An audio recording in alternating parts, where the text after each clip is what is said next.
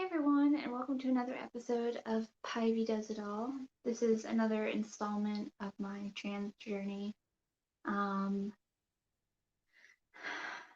and so this is the third one, and this one is a little bit more serious, I guess, than the other ones have been. My last one was a little sad, but this one isn't as sad. It's just some kind of straightforward talks that I've had to have um, with people that I love. And sorry, my camera keeps on like trying to focus. Let's see if we can move it a little bit and have it focus a little bit better. I think it's the light behind me. Let's see if that's any better.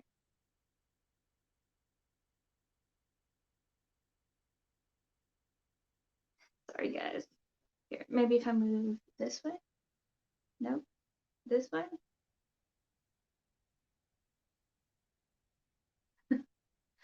Sorry. This is my filming chair. How am I supposed to film in here if it goes like the whole time? That's really annoying. What if I do it towards here?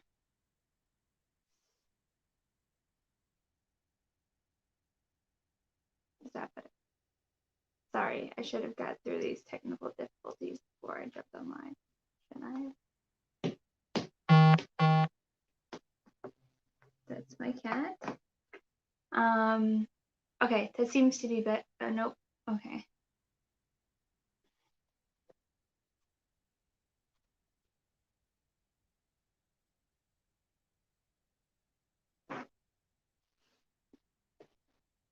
Okay.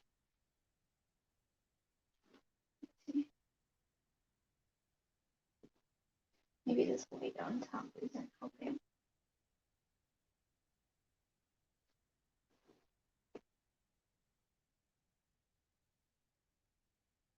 Okay, so this is gonna be good enough. I'm in my PJs. Sorry, not sorry. So I wanted to talk about some serious conversations that I've had to have um, with people that I love, um, including my wife, my parents, my in-laws, um, and uh, you know, I feel like my friends, for the most part, have just been they haven't had as many questions. It's just been kind of um, you know,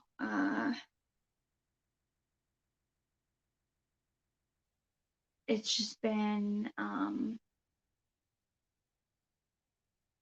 congratulations and like, what are your pronouns and what do we call you and stuff like that.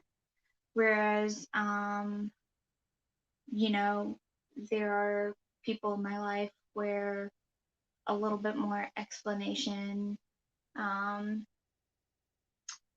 and not even explanation, but just kind of talking through it and talking about how I arrived at me being trans kind of came up. And um, I don't know if I was prepared to have those conversations so quickly. And, um, you know, I I wouldn't have traded them for anything. I'm glad that I got to have those conversations with those people. I'm glad that I um, got to um, just kind of explain myself and also talk about how weird it is. Like I'm not talking with a lot of people about how weird it is to decide that your gender identity doesn't match your sexual identity, I guess is the best way to put it. I don't know. I'm still learning a lot. And so, or like, doesn't match necessarily what's, between your legs, which like everyone is fascinated by. And if you're going to get that surgery and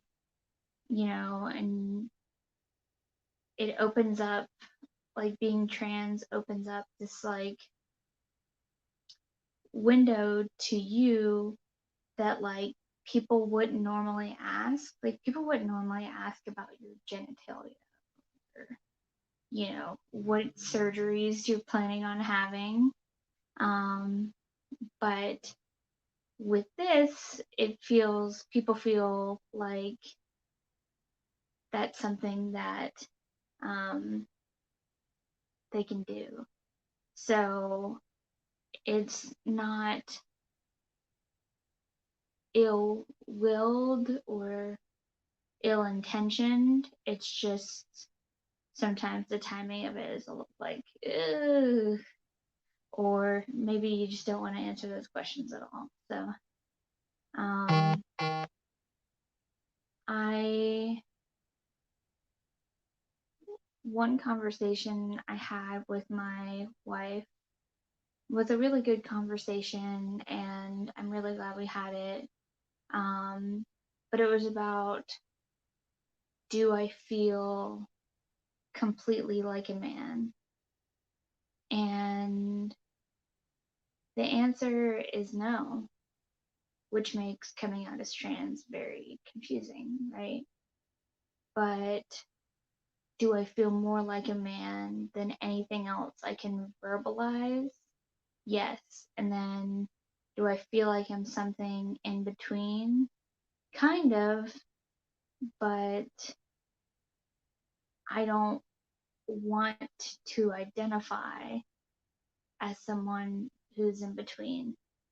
And that's a personal decision because I don't feel like that represents me. Like, if that makes sense. It's such a confusing topic because there's um, so many different ways to interpret it, and it's just not cut and dry, which like I really like things that are cut and dry. Hi, welcome in. Just talking about some conversations I've been having over the past couple weeks since I came out as trans. Um, so I and sorry, my leg's shaking. I have like a lot of energy all the time. Um, and I just feel like an alien sometimes. Like I feel like there's not a word that can capture my identity and how I feel and how I feel most comfortable. And, my wife is very insightful and very honest with me, which I really appreciate. And she was like, the fact that you are not a female is not surprising to me. Like that you don't identify as female doesn't surprise me at all. And she's like, but I don't know if you're fully a man. And I was like, absolutely. I don't know either. I'm still confused about all of this. This is a lot to take in. And I was like, I know I want this surgery, but I don't know if I want the other surgery. And Um, welcome in. Hi, I'm just talking about some difficult stuff being trans. Um, and um, I I couldn't agree more with what she was saying, but she really was able to pinpoint kind of like, okay, well, Ezra is, you know, kind of the best that I feel like I can do right now.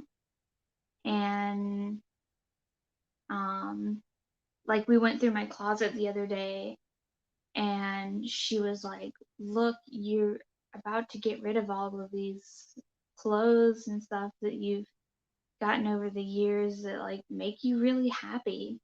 And um now we're supposed to act like they don't make you happy, but I could see you wearing these at night because you want to go out and you want to get pretty and you want to feel feminine. And I was like, I could see that too. I don't know. Like, I love makeup and but like, does that make me less of a man because I like feminine things? I don't know. I I don't know. I like who wrote the book on what makes a man, and um so that was a really good conversation when we had, and I'm gonna talk about some other conversations I've had, and I don't want anyone to send any ill will or anything towards people who aren't as knowledgeable about the subject of transitioning. Um, but like one of the hard conversations I had to have is like I don't feel comfortable using the men's restroom yet. And I talked to someone and he was like, "Yes, I wouldn't do it until you have a penis," basically was what was said. And I was kind of taken aback by that because the men's bathroom has been something that I've been very scared about. And um, if you listen to my podcast, side plug, mentally chill, diagnoses, neuroses, and everything between, um, is my podcast. Um, you can hear me and my wife talk about my biggest fear as a trans man is going to the men's bathroom and getting beat up. And so to hear that kind of affirmed these feelings that I have. Um, and I, you know, don't know how to feel about that. So that was a more challenging conversation. Um, and I was like, look, like I'm gonna be growing facial hair. I'm gonna be presenting as male way before I have a penis. There's no other way to say it. And like, what am I supposed to do in the meantime? What am I supposed to how am I supposed to use the restroom in that time? And um, it was like I feel I'm supposed to feel like I can't use any restroom. I don't know. It just was like there was no solution for me. And um I I don't know. I was a little upset by that. Um, I know that I can't control other people's actions, and I've got to face my fear of going into the right restroom sometime, but when that is, I don't know. And I wonder when I will be man enough to do that. God, it sounds horrible to say, right? And I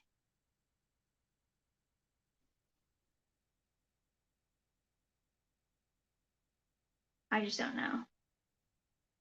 I just don't know. That was really hard. It's still really hard for me to think about. Um, because being a man is so much more than having the genitalia to match. And in my mind, and in other men's men is already but in other in other people's minds, that's what makes a man. And I don't,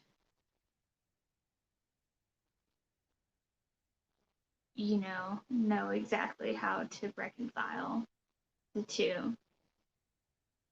Like, if I was in there, would people just assume that I'm a dude and um, rightfully so? Or would I instantly look like a female in the wrong restroom and um,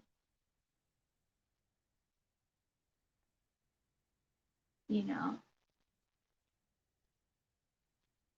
I don't know. I need to talk to someone about that.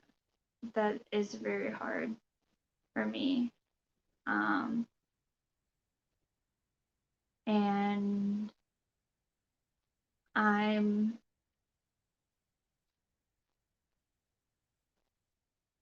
doing my best to filter all of this different information that's coming into me. Um, but it's a lot to handle, and I wish that I, I do have people to talk to about it. So I need to utilize those resources more. Um, but I just am sitting here thinking like, God, I should just talk to someone. But no one's transition is quite like mine. And I don't say that because I'm like so special and everything. I think that everyone's transition and finding themselves is a different process. And for someone else who transitions, maybe they always knew that they were supposed to go in there, and um, so it wasn't a big deal. I don't know, I don't know um, what that's like. So that's been a big point of contention in my own mind, and as I'm trying to figure all this stuff out.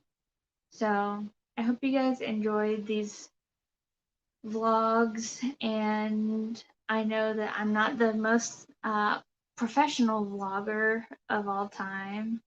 I have my gender affirming makeup on, which I really love. I love.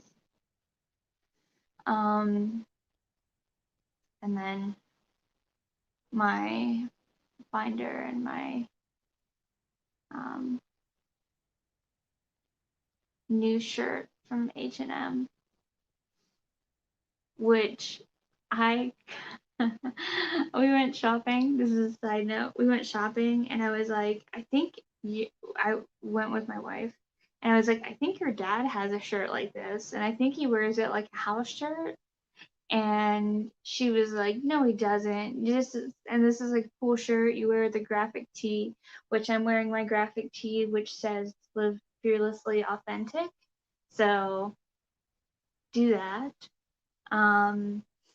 But when I did a fashion show for her parents while her parents were in town, um, first thing her dad says is, hey, I've got a shirt like that. It's a house shirt. So called it, and I love being right. So I love you guys. Thank you for all of your support. If you want me to start putting my Cash App and Venmo information in the description box below to help fund this transition, I can definitely do that. But I never want you guys to think that I'm only doing these videos because I want your money. That's not me. I just want this is a chronicle for me just as much as it's a chronicle for you guys. And I just want you to know what's involved. So with that being said, I love you guys. You guys are great, and I can't wait to talk to you soon. Bye.